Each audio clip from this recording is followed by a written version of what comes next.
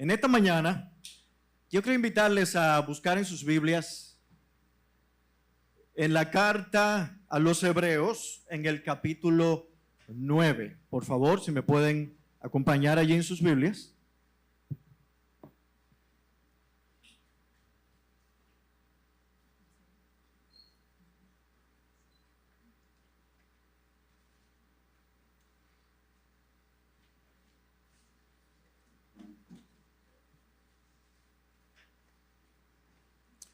Hebreos capítulo 9,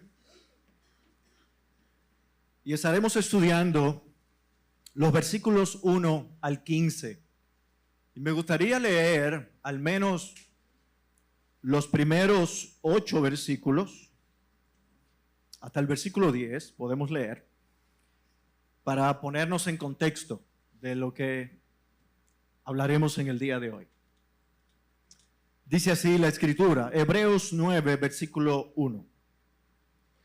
Ahora bien, aún el primer pacto tenía ordenanzas para el culto y el santuario terrenal, porque había un tabernáculo preparado en la parte anterior, en el cual estaban el candelabro, la mesa y los panes consagrados. Este se llama el lugar santo. Y detrás del segundo velo había un tabernáculo llamado el lugar santísimo, el cual tenía el altar de oro del incienso y el arca del pacto cubierta toda de oro, en la cual había una urna de oro que contenía el maná y la vara de Aarón que retoñó y las tablas del pacto. Sobre el arca estaban los querubines de gloria que daban sombra al propiciatorio. Pero de estas cosas no se puede hablar ahora en detalle. Así preparadas estas cosas, los sacerdotes entran continuamente al primer tabernáculo para oficiar en el culto, pero en el segundo solo entra el sumo sacerdote una vez al año, no sin llevar sangre, la cual ofrece por sí mismo y por los pecados del pueblo cometidos en ignorancia. Queriendo el Espíritu Santo dar a entender esto, que el camino al lugar santísimo aún no había sido revelado, en tanto que el primer tabernáculo permaneciera en pie. Esto es un símbolo para el tiempo presente, según el cual se presentan ofrendas y sacrificios que no pueden hacer perfecto en su conciencia al que practica ese culto, ya que tienen que ver solo con comidas y bebidas y diversos lavamientos y ordenanzas para el cuerpo impuestas hasta el tiempo de reformar las cosas. Les invito a orar. Amado Dios, hemos cantado, Señor, que solo en Jesús está nuestra fe. Hemos cantado, Señor, de diferentes maneras cómo toda nuestra vida gira alrededor de Cristo.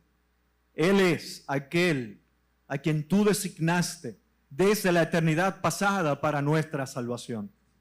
Y nosotros reconocemos que en ningún otro, porque no hay otro nombre bajo el cielo dado a los hombres en que podamos ser salvos, sino solamente en Jesucristo. Y te damos gracias porque en esta mañana podemos celebrar la luz que por tu palabra usaste, Señor, en el tiempo de la Reforma Protestante para iluminar los ojos de muchos y que la verdad volviera a salir a la luz y resplandeciera fuertemente como el sol para salvación de la humanidad caída. Señor, te damos gracias por la herencia de la Reforma. Te damos gracias por esta mañana y ahora al abrir tu palabra queremos pedirte que tu Espíritu Santo ilumine nuestros ojos y podamos seguir viendo la belleza y la hermosura de Cristo, así como la hemos cantado en este día. Señor, queremos rogarte que apliques tu verdad a nuestro corazón y que si tú quieres traigas salvación a alguien en esta mañana. En Cristo te lo pedimos. Amén. Amén. Aunque hemos comenzado a predicar una serie de las solas, basándonos en las 5 solas de la Reforma, en el día de hoy nosotros queremos predicar a la luz de este texto sobre esta sola, solo Cristo. Y he titulado este sermón, El eclipse sobre solo Cristo. Yo te hago una pregunta. ¿Puede tu fe solo en Cristo ser eclipsada? No sé cuántos de ustedes conocen aquí lo que es un eclipse de sol. ¿Puede tu fe ser eclipsada? Mi propósito no es dar una clase de astronomía en este momento, pero esto es una buena ilustración para que podamos entender. En este mes de octubre, específicamente el 31 de octubre, celebramos 508 años de la Reforma Protestante, cuya chispa fue el detonante. Fue el evento en el que el reformador Martín Lutero publicó sus 95 tesis en la puerta de la iglesia del castillo de Wittenberg en Alemania. Durante los siglos previos a la Reforma, es importante decir que durante los siglos previos a la Reforma Protestante, la luz de Cristo, el único mediador y salvador, nunca dejó de brillar, nunca. Pero así como en un eclipse de sol, ahí están viendo en la pantalla lo que es un eclipse de sol, vemos ahí el sol radiante enviando luz, iluminando todo el sistema, nuestro sistema solar. Así como en un eclipse de sol la luna se interpone entre el sol y la tierra, cubriendo su luz y produciendo una sombra que nos oscurece. Así fueron las falsas enseñanzas de la Iglesia Católica, con dogmas humanos, con tradiciones, indulgencias e incluso la idea de que el perdón podía comprarse o que se necesitaban otros mediadores, santos, sacerdotes o vírgenes. Estas creencias eclipsaron por un tiempo la luz del Evangelio, llevando a la gente a la oscuridad. Hay otra imagen. En esta imagen podemos notar cómo el eclipse de sol está pasando, la luna se está moviendo y el sol vuelve a brillar en toda su fuerza. De modo que la Reforma fue cuando el eclipse termina. El sol vuelve a brillar con fuerza y el mundo vuelve a ver la luz. Gloria a Dios por eso. Dios levantó reformadores como Lutero, Calvino, Ulrico Zwinglio y otros para quitar las sombras y dejar que resplandeciera nuevamente la verdad del glorioso evangelio de Cristo, revelado, como hemos visto, por la sola Escritura, solo por gracia y, como veremos hoy, solo por Cristo. Martín Lutero fue muy influenciado por los textos del libro de Hebreos, así como también de manera especial por Romanos y por Gálatas.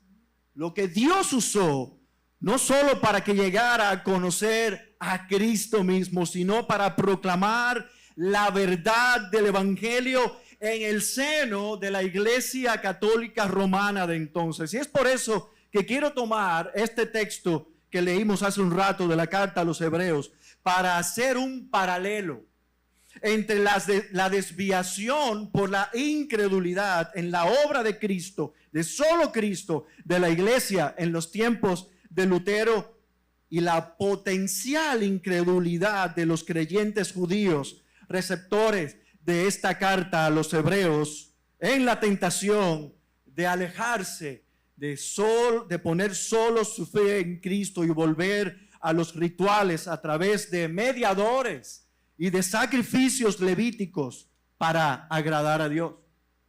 Mis hermanos y amigos, escucha esto. La incredulidad en el plan de Dios para su pueblo, nosotros la podemos ver desde el libro de Éxodo en el Antiguo Pacto, a través de toda la historia de la nación de Israel y del pueblo de Dios. Como alguien diría, cuando Israel fue reunido en Sinaí para hacer el pacto con Dios, Dios le ofreció a Israel tener una comunicación y una comunión directa donde ellos fueran un reino de sacerdotes. Sin embargo, Israel no quiso. Simplemente le pidió a Dios intermediarios entre él y ellos. Ellos le dijeron a Moisés, no, habla tú con Dios y tú ven y entonces habla con nosotros. En otras palabras, Israel, en lugar de ser un reino de sacerdotes, se convirtió en un reino con sacerdotes e intermediarios, y no por humildad, sino por incredulidad, dice esta persona. No porque ellos se sintieran humildes para hablar cara a cara con Dios, como Dios deseaba, para ellos ir directamente a Dios, sino por incredulidad. Mis hermanos, Satanás es un experto en eclipsar el plan de Dios por medio de engaños para creyentes y no creyentes, para que ellos elijan, para que nosotros elijamos medios que son totalmente ineficaces para acercarse a Dios, que eclipsan a Cristo. Y el autor de los Hebreos, justamente, intencionalmente, desde los primeros versículos de esta carta, si tú te acuerdas lo que dice en Hebreos capítulo 1, versículo 1 y 2, Dios, habiendo hablado hace mucho tiempo, en muchas ocasiones y de muchas maneras a los padres por los profetas, en estos últimos días nos ha hablado por su Hijo, a quien constituyó heredero de todas las cosas, por medio de quien hizo también el universo. Él es el Dios omnipotente. Cristo es el Dios omnipotente, creador del cielo y de la tierra, de toda la creación y sustentador de todo lo creado. Cristo en Hebreos es presentado como superior a Moisés, superior a los ángeles, superior al sacerdocio arónico o de Aarón. Y en este pasaje quiere llevar a sus lectores judíos al entendimiento de la superioridad de Cristo sobre el tabernáculo y su sistema de ofrendas y sacrificios continuos. Porque, aunque es cierto que para Dios el tema del tabernáculo fue muy relevante, no podían perder de vista que su propósito era apuntar a la necesidad de un sacrificio y un mediador perfecto que solo estaría en Cristo. Para que tengas una idea, la Biblia ocupa 50 capítulos para hablar del tabernáculo, mucho más incluso de lo que Dios reveló acerca de la creación, de cómo tú y yo fuimos creados por Dios. Como alguien comentó, y no es que Dios no quiera que tú sepas bien cómo tú fuiste formado. No, Él quiere que tú sepas bien cómo tú fuiste formado, pero Él está más interesado que tú sepas cómo tú puedes ser salvado. Dios está más interesado que tú sepas cómo tú puedes ser salvado. Es por eso que por medio de este pasaje veremos que solo Cristo es el medio perfecto de Dios en quien debemos confiar para nuestra redención. Y quiero que veamos esto por medio de dos razones. La primera razón, porque Cristo es el sacrificio y mediador perfecto en que podemos ser aceptados por Dios. Lo veremos desde los versículos 1 al 12 de Hebreos 9. Y en segundo lugar, porque Él es el sacrificio y mediador perfecto para servir a Dios con una limpia conciencia. ¿Y qué es eso, pastor? Bueno, lo vamos a ver ahorita. En primer lugar, vamos a ver la primera razón. Mis hermanos y amigos, porque Cristo es el sacrificio y mediador perfecto en que podemos ser aceptados por Dios. En el capítulo 7, el autor a los Hebreos habló sobre el sacerdocio de Cristo y su superioridad comparándolo con Melquisedec. En el capítulo 8, él hace un alto para presentar lo que era el tema del nuevo pacto. Y ahora en el capítulo 9, él retoma otra vez el tema del sacerdocio de Cristo y de su sacrificio de una manera un poco más detallada, conectándolo con el tema del tabernáculo, el lugar de adoración del pueblo judío en el pasado, en medio del desierto cuando iba camino a la tierra prometida. Como dije antes, este era un tema muy importante, en extremo importante para estos creyentes judíos e incluso para judíos que, aunque estaban entre estos creyentes judíos, aún no habían creído en Cristo, simpatizaban con Cristo, pero aún no habían puesto completamente su fe en Cristo. Ellos estaban muy apegados aún a los sacrificios de animales y otras ofrendas en el templo. Y como buen experto y conocedor del tema, el escritor de Hebreos les habla de esto para llevarles a pensar en Cristo como un orden superior al sacerdocio, en el sacerdocio, un pacto superior y un santuario superior en este lugar de adoración y a todo sistema de adoración judía ligado a las ofrendas y a los sacrificios en este lugar. Y es por eso que el autor le dice, miren conmigo en el versículo 1, ahora bien, aún el primer pacto tenía ordenanzas para el culto y el santuario terrenal. Hay dos cosas importantes referentes al tabernáculo que el autor menciona en este versículo. Lo que vemos a simple vista aquí dice que había ordenanzas para el culto, de cómo debían ocurrir las cosas en el culto, y segundo, ordenanzas para el santuario terrenal. Mis hermanos, mis amigos, Dios no dejó a la imaginación de Moisés en la escritura del Éxodo y del Levítico de cómo debía el pueblo acercarse a adorar. No fue que Dios dejó a Moisés que libremente él dispusiera cómo la gente se iba a acercar a Dios para adorarle. No, él le dio instrucciones precisas. Y escucha esto, no solo de cómo el pueblo debía adorar, sino también Dios estaba trayendo una solución parcial al problema del hombre.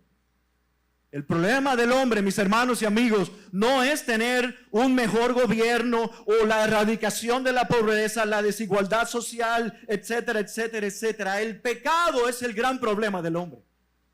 Es el pecado, tu principal problema y mi principal problema. Así que Dios le dio a Moisés instrucciones muy precisas, tanto de la organización del tabernáculo como la de escoger también los sacerdotes y cómo debía ser un ministerio, ellos como mediadores temporales.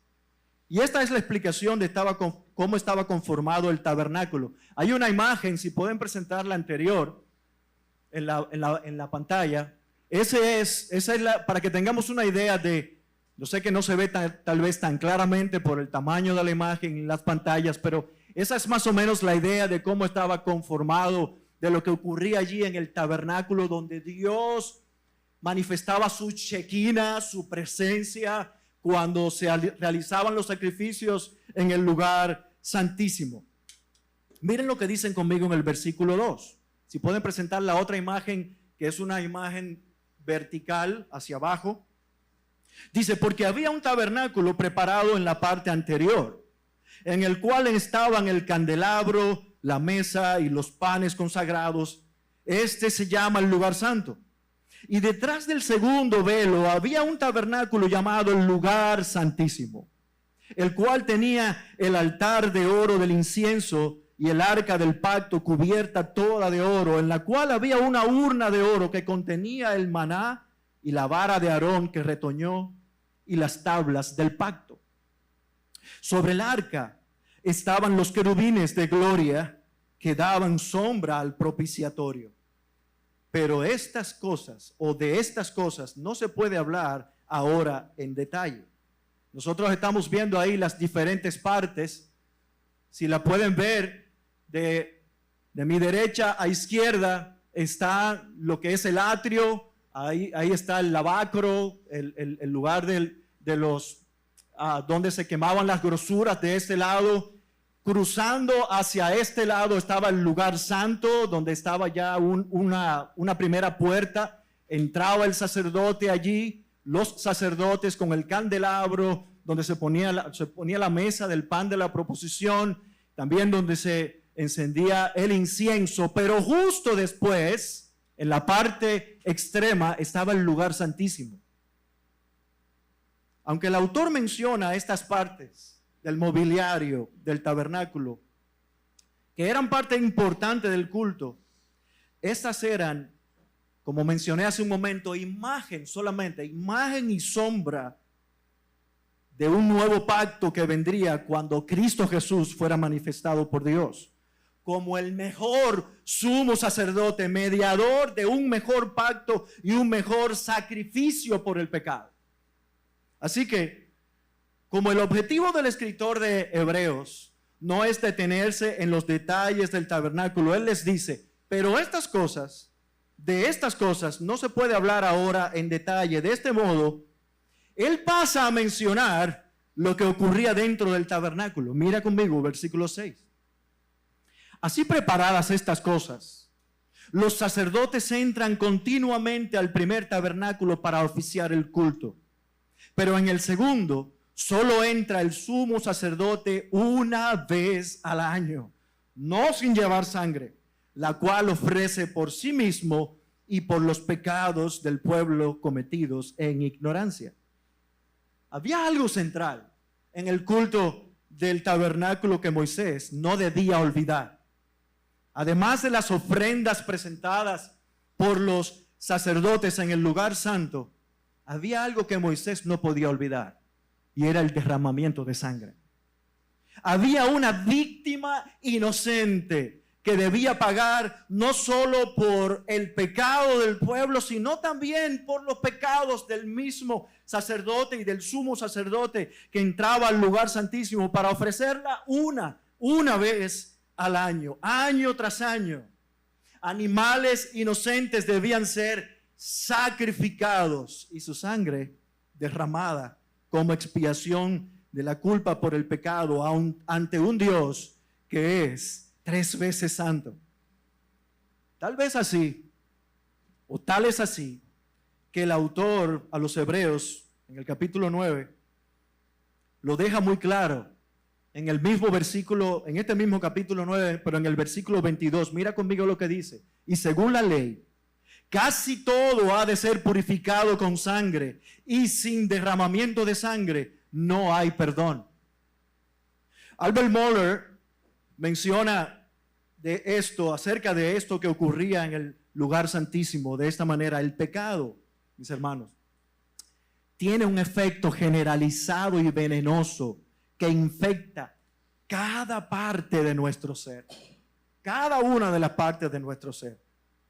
Pero también nosotros podemos decir, por tanto, hay que aplicarle a ese veneno el antídoto correcto, no solo para hacerlo morir, sino para agradar a un Dios que es justo y es santo y demanda, por tanto, santidad de cada uno de nosotros. ¿Y cuál es el punto? ¿A dónde quiere llegar el autor de la carta a los Hebreos? Míralo conmigo, los versículos 8 al 10. Queriendo el Espíritu Santo dar a entender esto, que el camino al lugar santísimo aún no había sido revelado, en tanto que el primer tabernáculo permaneciera en pie.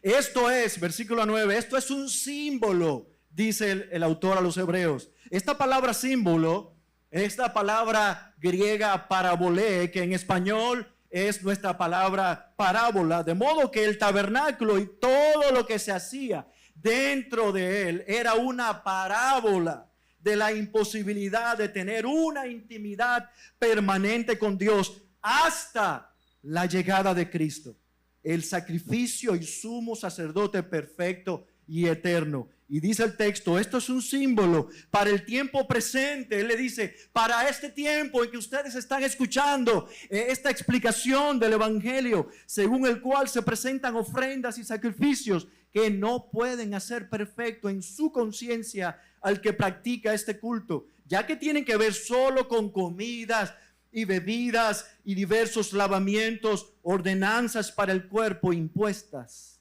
hasta el tiempo de reformar todas las cosas. El autor a los Hebreos estaba trayendo una reforma a la mente y al corazón de estos creyentes judíos. Mis hermanos, estas palabras del autor a los Hebreos, lo que le estaba diciendo a ellos, en otras palabras, y cito otra vez a Albert Mohler, dice Albert Mohler, estos versículos revelan lo inadecuado de antiguo pacto mediante la estructura arquitectónica misma del tabernáculo.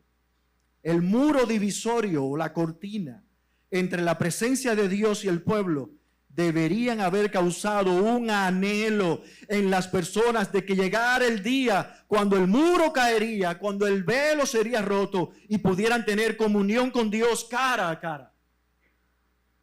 Y esto, mis hermanos y amigos, fue justamente lo que logró Cristo a favor de estos hermanos hebreos y también a favor de todos los creyentes a través de todos los tiempos y de nosotros hoy. Y por eso el autor de la carta le dice en los versículos 11 y 12, pero cuando Cristo apareció como sumo sacerdote de los bienes futuros, a través de un mayor y más perfecto tabernáculo, no hecho con manos, es decir, no de esta creación, entró al lugar santísimo una vez para siempre, no por medio de la sangre de machos cabríos y de becerros, sino por medio de su sangre, obteniendo redención eterna. ¿Tú recuerdas conmigo lo que dice Mateo 27, 50 al 51? Es el momento cuando Jesús fue entregado y fue clavado en la cruz y Él entregó su vida en esa cruz por nosotros. Mira lo que dice este texto. Entonces Jesús, clamando otra vez a gran voz, exhaló el espíritu. En ese momento, el velo del templo se rasgó en dos, de arriba a abajo, y la tierra tembló y las rocas se partieron. La muerte de Cristo, mis amados hermanos y amigos, hizo posible el acceso al mismo trono de la gracia y misericordia para ti y para mí, para siempre, por medio de Él. Él es el sacrificio perfecto. Él es el gran mediador. No hay otro como Él, mis hermanos y amigos. Es Cristo. Y no mediadores humanos. Es la sangre y la muerte de Cristo y no sacrificios continuos. Es Cristo y no medios ineficaces y externalistas. Y mayor aún, es solo Cristo y no ritualismos vacíos y engañosos que como obras muertas, infructuosas y engañosas llevan a los hombres a la destrucción y no a la salvación. Nunca a la salvación.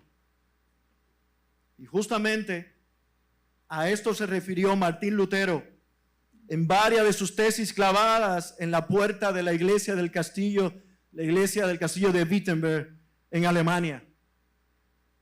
Tesis número 6. Observen lo que Martín Lutero escribió. El Papa no puede remitir culpa alguna, sino declarar y confirmar que ha sido remitida por Dios. Tesis 20. Por tanto, el Papa no quiere ni puede remitir otras penas que las que ha impuesto Él mismo. ¿Y qué quería decir Lutero con esto acerca de Cristo?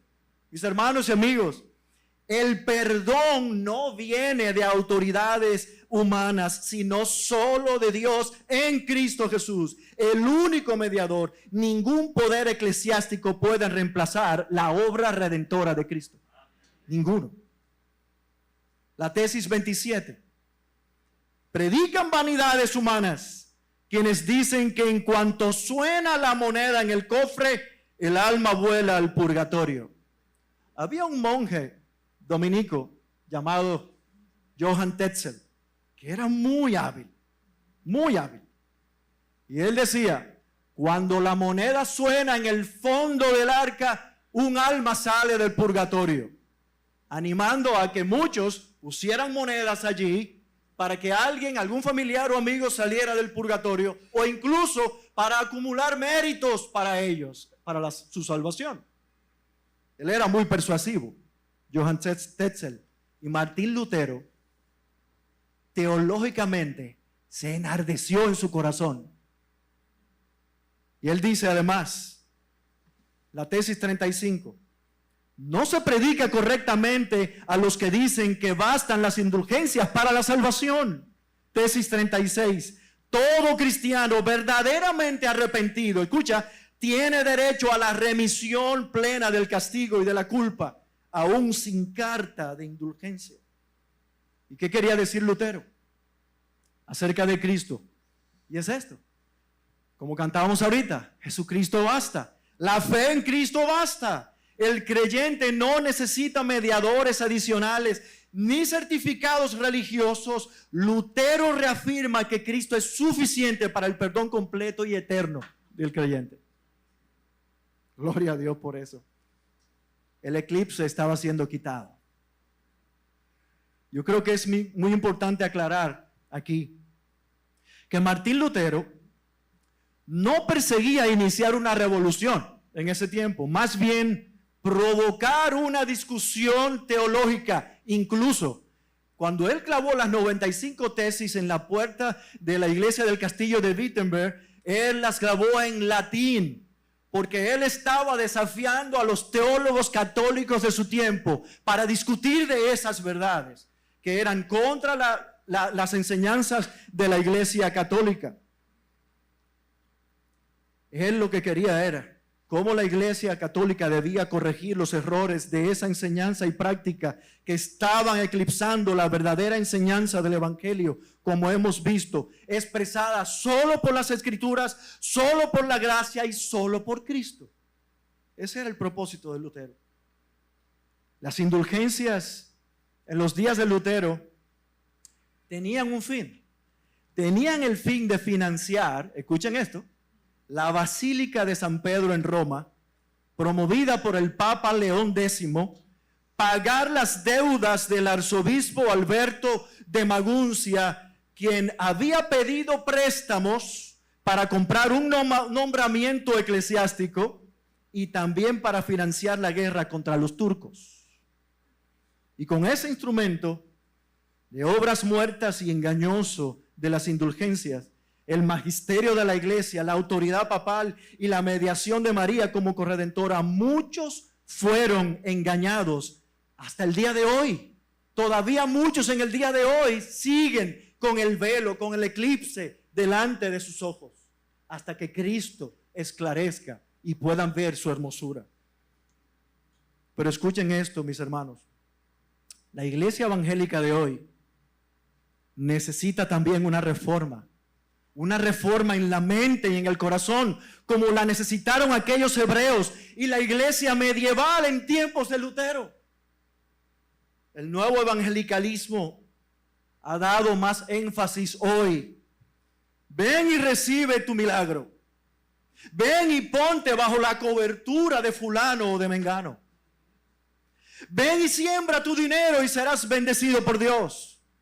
En vez de ven y abraza el evangelio de Cristo y recibirás el mayor milagro, el perdón de tus pecados y la salvación. Ven y abraza el evangelio de Cristo y todas las áreas de tu vida serán ordenadas bajo el señorío de Cristo. Ven y date por completo a Cristo como sacrificio vivo, como dice el apóstol Pablo en Romanos 12:2. Por tanto, hermanos, les ruego por las misericordias de Dios que presenten sus cuerpos como sacrificio vivo, santo y aceptable a Dios, que es vuestro culto racional. En Éxodo 19, versículos 5 al 6, Dios le dijo a su pueblo al pie del monte Sinaí: ahora pues, si en verdad escuchan mi voz y guardan mi pacto, serán mi especial tesoro entre todos los pueblos, porque mía es toda la tierra. Ustedes serán para mí, oigan lo que le dice el Señor, un reino de sacerdotes y una nación santas. Estas son las palabras que dirás a los israelitas. Y nosotros sabemos lo que ocurrió. Lo que no ocurrió con Israel debido a su pecado de incredulidad, Dios lo ha logrado en Cristo, contigo y conmigo, que somos su iglesia. Él lo ha hecho contigo y conmigo, que somos su iglesia. Y es por eso que el apóstol Pedro, cuando escribe su epístola general, en primera de Pedro, capítulo 2, versículo 9 al 10, oigan lo que Pedro dice: escucha lo que tú eres y yo soy, pero ustedes son linaje escogido, real sacerdocio, nación santa, pueblo adquirido para posesión de Dios, a fin de que anuncies las virtudes de aquel con mayúscula, que los llamó de las tinieblas a su luz admirable. Ustedes que en otro tiempo no eran pueblo, pero ahora son el pueblo de Dios. No habían recibido misericordia, pero ahora han recibido misericordia. Gloria a Dios, porque de esos está lleno este salón. De los que han recibido misericordia, y mucha misericordia, mucha gracia. Mi hermano y mi hermana, probablemente, tal vez en el intento de vivir una vida agradable a Dios, como sacrificio vivo, como lo menciona Pablo en Romanos 12, como un real sacerdocio, como lo menciona el apóstol Pedro, tú te has llegado a ver viviendo una vida cristiana en automático. Una vida cristiana en automático. A veces hasta religiosamente o legalistamente. Y eso ha eclipsado la belleza de Cristo tu Salvador delante de tus ojos. O tal vez en diferentes áreas de tu vida, ya sea en tu matrimonio, en tu paternidad, en tu pureza, en lo laboral, en la fidelidad en el ministerio de la iglesia en que tú sirves. Sientes que fallas muchas veces y no llenas nunca la medida. Si ese es tu caso, bienvenido al club. Ninguno de nosotros llena la medida de lo que significa agradar a Dios. Pero hubo uno que sí lo hizo a la perfección. Hubo uno que sí lo hizo a la perfección, Cristo Jesús, el sacrificio y el mediador perfecto. Por eso nosotros decimos y proclamamos, corre a Él, corramos a Él por gracia y ayuda para seguir adelante en la vida cristiana. Tú y yo nos vamos a ver muchas veces faltos, porque el pecado asedia, pero Cristo es un gran Salvador. Cristo es un gran Salvador. Pero tal vez tú me dirás, pero pastor, yo sigo experimentando culpa y desánimo. ¿Qué yo debo hacer? Y justamente esto nos lleva a nuestra segunda y última razón de por qué solo Cristo es el medio perfecto de Dios en quien nosotros debemos confiar para nuestra redención. Ya vimos, porque Cristo es el sacrificio y mediador perfecto en que nosotros podemos ser aceptados por Dios. Pero en segundo lugar, porque Él es el sacrificio y mediador perfecto para que sirvamos a Dios con una limpia conciencia. Mira conmigo los versículos 11 al 13. Pero cuando Cristo apareció como sumo sacerdote de los bienes futuros, a través de un mayor y más perfecto tabernáculo, no hecho con manos, es decir, no de esta creación, entró al lugar santísimo una vez para siempre, no por medio de la sangre de machos, cabríos y de becerros, sino por medio de su propia sangre, obteniendo redención eterna. Porque si la sangre de los machos, cabríos y de los toros, y la ceniza de la novilla rociadas sobre los que se han contaminado, santifican para la purificación de la carne, y aquí está el punto, el argumento del autor de los Hebreos, cuanto más la sangre de Cristo, quien por el Espíritu eterno, Él mismo se ofreció sin mancha a Dios, purificará nuestra conciencia de obras muertas para servir al Dios vivo. Versículo 15. Por eso Cristo es el mediador de un nuevo pacto. ¿Qué está diciendo aquí el autor de los Hebreos? Me gustó como R.C. Sproul dice en estos versículos acerca del argumento, un argumento que va de menor a mayor. Dice R.C. Sproul, lo menor es la sangre de los animales ofrecida por el sumo sacerdote en la tierra, que solo servía para la limpieza temporal y externa en la carne. Lo mayor es la sangre derramada por Cristo, quien entró al tabernáculo celestial, a la misma presencia de Dios, para salvar perpetuamente a los que son acercados a Él por la fe. Lo menor tenía poder ceremonial, externo. Lo mayor puede quitar la culpa de la conciencia. Esa es la obra de Cristo.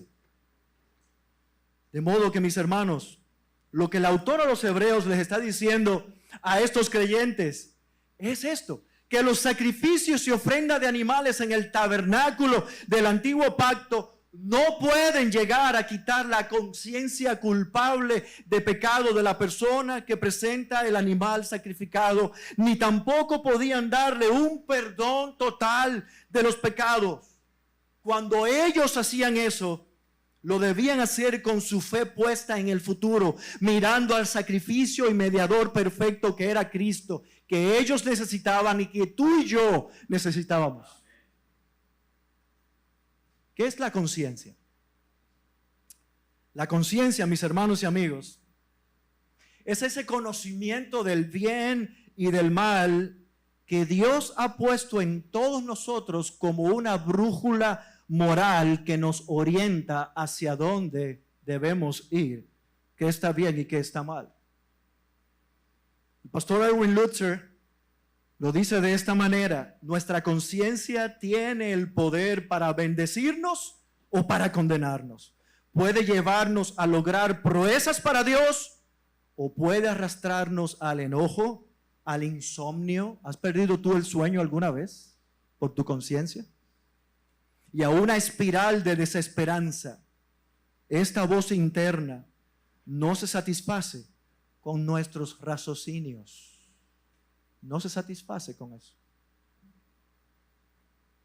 Como todos nosotros sabemos, en los aeropuertos hay un dispositivo de seguridad que cuando tú pasas por la puerta de aduana, hay un detector de metales. Te hacen sacar todo de los bolsillos hasta la correa. Uno se siente raro quitándose la correa. Parece que está quitándose la ropa delante de los... Quitándose la correa, los zapatos, todo, poniéndolo en una caja. A mí me ha pasado eso. No sé si te ha pasado a ti. Y cuando vienes a darte cuenta y pasas por la puerta, ¡pi! Y el seguridad te dice, tú tienes algo todavía en tu bolsillo. Oh, sí, es verdad. Tengo una moneda aquí. La pongo ahí. Hasta que tú no haces eso, tú no pasas por esa puerta. Nuestra conciencia es similar. Nuestra conciencia es ese detector moral que Dios ha puesto en nosotros, que nos lleva a reconocer qué está bien o qué está mal, con la influencia sobre todo en nosotros que somos creyentes del Espíritu Santo que Dios ha hecho morar en nosotros. Y yo te voy a decir una cosa: si tú estás aquí, tú no has conocido a Cristo, tú tienes ese detector en tu mente y en tu corazón. Allí, en tu conciencia, Dios ha puesto naturalmente que tú sepas que está bien o que está mal. Lo que sucede es que tú no lo puedes entender todo porque todavía no has nacido de nuevo. Hasta que no venga el Espíritu Santo sobre ti, cuando tú abres tu corazón al Evangelio y Él te enseña lo horrible y lo mal que estás por tu pecado, y tú veas entonces la hermosura de Cristo, es en ese momento en que tú dices, gracias, porque yo puedo ahora entender todo. Es en ese momento que tu conciencia puede entonces empezar a alinearse con la voluntad de Dios. Pero escucha esto, mi hermano. En el momento en que tú y yo somos salvos, esa conciencia se silencia. Ya no nos acusa, pero no se desactiva. Esa conciencia no se desactiva. Dios la mantiene en nosotros como un termostato para regular nuestra temperatura espiritual. Y es por esa razón que como creyentes necesitamos esforzarnos en la gracia de Dios de hacer un ejercicio espiritual de autoexamen que nos muestre hacia quién está nuestra devoción, nuestro amor y nuestro servicio, si es hacia Cristo o es a alguien o a algo más. En 2 Corintios 1:12, Pablo nos dice, porque nuestra gloria es esta, el testimonio de nuestra conciencia, que con sencillez y sinceridad de Dios, no con sabiduría humana, sino con la gracia de Dios, nos hemos conducido en el mundo y mucho más con vosotros. ¿Qué procuraba decir Pablo aquí? Depender completamente de Dios y su obra redentora en Cristo. Eso era lo que procuraba Pablo, para vivir en santidad y con una conciencia limpia mientras vivía y servía a Dios. Lo mismo que también debemos hacer nosotros hoy, no confiando en ninguna otra cosa que en Cristo, porque su obra es perfecta. Mi hermano y mi hermana, cuando tu conciencia te acuse, ese es el sensor que Dios está usando para que tú digas, necesito a Cristo. Lo necesito a Él. Él llenó la medida. No confiando en nada más, ni en mis propias capacidades para yo hacer las cosas que yo puedo hacer. No puedo.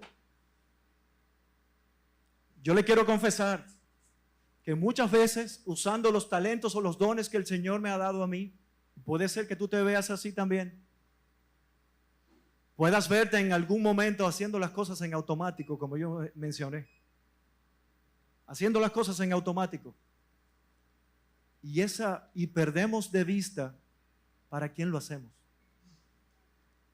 ¿Para quién estamos viviendo nuestra vida cristiana? Y es por causa de Cristo y por la hermosura de Cristo y por amor a Cristo. Por Él y por su causa. Escuché esta cita del pastor John Piper y me gustaría compartirla con ustedes. Él dijo, estamos en la edad moderna. La edad de la ciencia, la internet, el trasplante de órganos, el mensaje instantáneo, el teléfono celular, y nuestro problema es fundamentalmente el mismo de siempre. Nuestra conciencia nos condena. No nos sentimos suficientemente buenos para acercarnos a Dios. Y no importa lo distorsionadas que nuestras conciencias están. Esto es muy cierto. No somos suficientemente buenos para acercarnos a Él.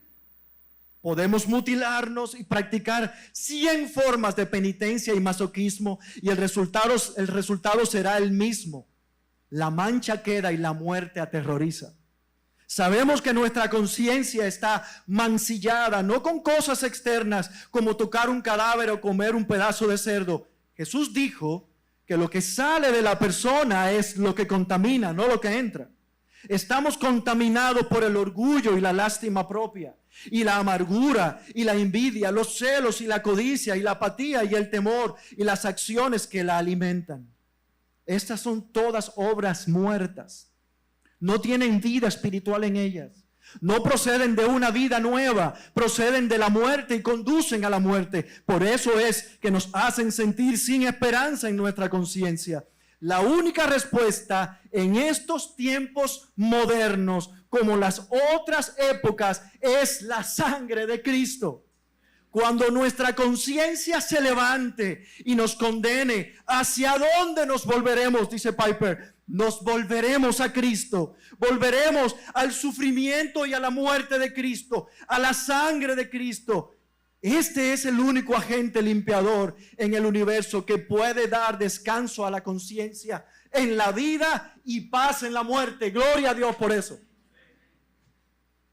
Y Martín Lutero, el reformador, vivía con una mente incesante y profunda convicción en su conciencia personal por el pecado en él.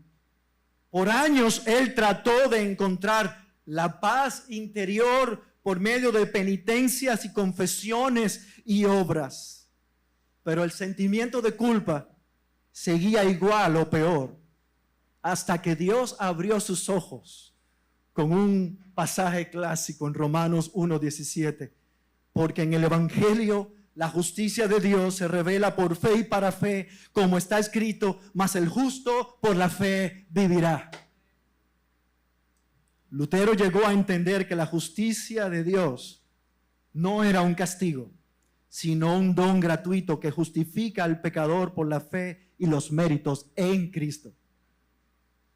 Mis hermanos y amigos, yo no sé si el Señor ha tratado contigo al escuchar todas estas verdades hermosas y poderosas y contundentes verdades acerca de nuestro amado Señor y Salvador Jesucristo. Quiere el Señor que al haber observado la grandeza de la obra sacrificial de Cristo como el sacrificio suficiente y completo a favor nuestro, como pecadores y terribles pecadores, nosotros nos aferremos solo y solo a Él para nuestra vida cristiana y para nuestra salvación, porque nada más y nadie más Dios el Padre ha puesto como aceptable y agradable mediador delante de Él, solo Cristo. Señor, gracias por tu extraordinaria